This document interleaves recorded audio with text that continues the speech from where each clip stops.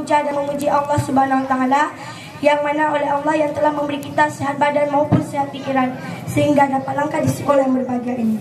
Tak lupa pula penghormatan saya kepada Bapak Sekolah SD Negeri Mengasar Kenong dan kepada guru-guru yang telah mengajari saya dari kelas 1 sampai kelas 6.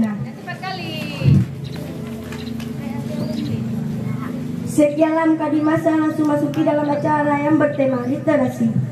Sekarang saya akan memanggilkan saudari kita yang bernama Rizka Maulidah. Kepada Rizka Maulidah kami persilakan dengan segala hormat.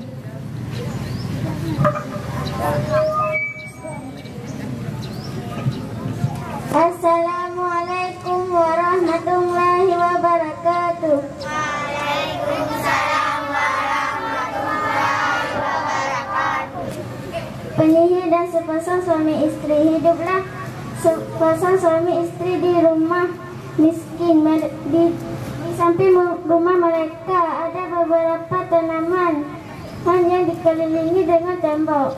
Suatu hari istrinya dan suaminya pun pergi melihat perkebunan itu dengan nyenyak. Ketika mereka tidur, sepertinya terdengar suara yang perkebunan tersebut.